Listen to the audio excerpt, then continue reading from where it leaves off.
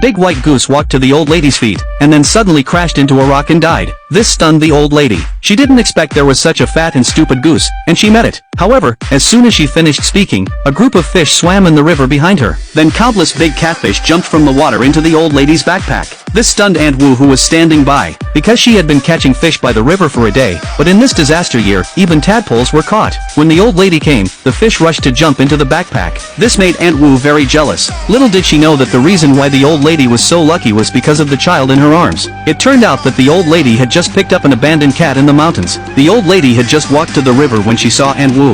Aunt Wu was upset because she didn't catch any fish. She immediately mocked the old lady, saying that she couldn't even afford to eat, but she still wanted to adopt a child that no one wanted. This famine would definitely cause the whole family to starve to death. Unexpectedly, as soon as she finished speaking, countless catfish jumped into the old lady's backpack. Even the goose crashed into the old lady's feet and died. The old lady immediately thought that she must have done a good deed and received a reward from God. Not long after, the old lady returned home with the prey, but he had just arrived home when he was stopped by Aunt Wu and her son. It turned out that Aunt Wu coveted the old lady's prey. She said that the old lady had 3 sons in total. One was lost, one was paralyzed, and one was paralyzed. Since the 3 sons could not be relied on, it would be better to give the prey to her. Let her son take care of the old lady in the future. She was about to grab the prey. Although the eldest son in the house heard it, he was paralyzed and could not do anything. Just when he felt unwilling to accept his incompetence, a golden light suddenly penetrated into his body. He immediately felt that his body was full of strength. At this moment, Aunt Wu's son outside fiercely snatched the prey from the old lady.